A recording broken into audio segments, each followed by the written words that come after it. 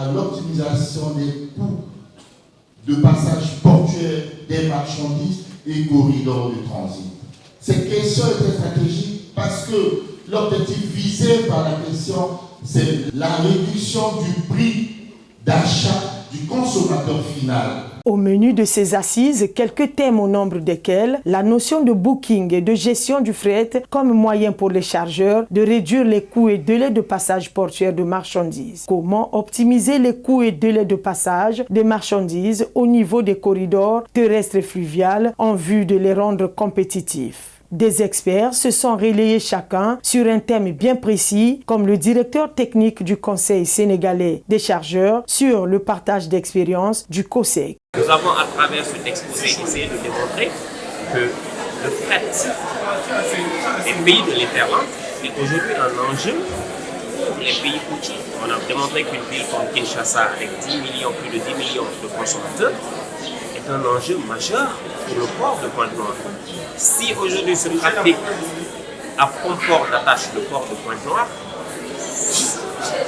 ça crée l'envers. L'autre temps fort de ce forum a été la restitution du deuxième volet de l'étude comparative sur les coûts et délais de passage portuaire des marchandises et corridors de transit effectués par une expertise locale. La clôture de ce forum a été rehaussée de la présence effective de quelques membres du gouvernement et la cerise sur le gâteau de ce forum, cet acte de foi du directeur général du Conseil congolais des chargeurs à la tutelle au nom des participants. Nous voulons vous transmettre officiellement les documents que nous souhaitons que vous puissiez transmettre à monsieur le chef du gouvernement pour effectivement permettre au gouvernement de décider définitivement sur la réduction du prix de panier de la ménagère. Je me ferai le devoir de le transmettre aux autorités les plus élevées. Et je vous rassure que nous en ferons bon usage. Je vous remercie. Deuxième fait marquant dans l'agenda 2024 du Conseil congolais des chargeurs, la restitution du document synthèse des travaux du forum au président du Sénat Pierre Ngolo par le directeur général du Conseil congolais des chargeurs. Nous sollicitons l'implication pleine et effective du Sénat dans la mise en œuvre des recommandations de la dite étude comparative, d'autant plus que le salut de l'amélioration de l'indice de performance logistique du Congo et surtout de l'optimisation du prix du panier de la ménagère en dépend. Je dois ici, publiquement, vous renouveler nos félicitations. Nous avons le devoir, comme parlementaires, d'accompagner le contrôle que nous devons exercer sur l'exécutif. La SNCAF suppose la compétition et nous devons être en mesure de nous inscrire dans la compétition.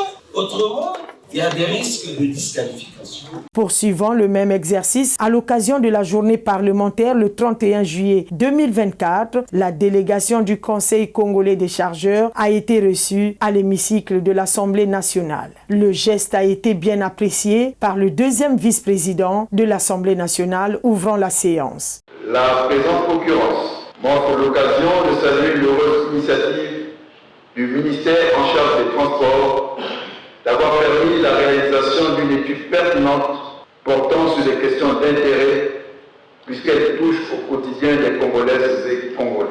Dans la foulée, et pour répondre à la directive du chef de l'État concernant la prise en charge de la jeunesse, en 2024, la Direction générale du Conseil congolais des chargeurs a lancé la première phase de la formation gratuite de 1000 jeunes en conduite intelligente sous le patronage du préfet du département de Pointe-Noire, représenté par le secrétaire général du département, aux côtés d'autres autorités militaires et civiles de la ville capitale économique. Ce modèle présidentiel n'est qu'un contenant et qui nécessite pour sa matérialisation un contenu. Le contenu de ce contenant, c'est l'initiative que l'Association des musiciens du Congo, ALC, et les partenaires qui se sont engagés à former gratuitement 1000 jeunes en conduite intelligente. Cette initiative salutaire pour les jeunes en quête de formation professionnalisante et qualifiante n'a pas laissé indifférents quelques membres du gouvernement qui n'ont pas hésité à adhérer aux sollicitations du président de l'ALC, porteur du projet. On a été très sensible, on s'est dit on va apporter notre modeste contribution pour que cette forte ambition, 1000 jeunes c'est pas rien, c'est énorme. Et comme ça rentre plein pied dans la vision du chef de l'État qui a fait 2024 année de la jeunesse, raison pour laquelle on a voulu apporter cette modeste contribution en renforçant les capacités. La sensibilisation sur le compagnonnage dans le projet de formation gratuite des apprenantes s'est poursuivie dans d'autres départements ministériels où l'élan de cœur a été sollicité à la ministre des PME et de l'Artisanat qui a accordé son hospitalité au président de l'ALC. Côté réalisation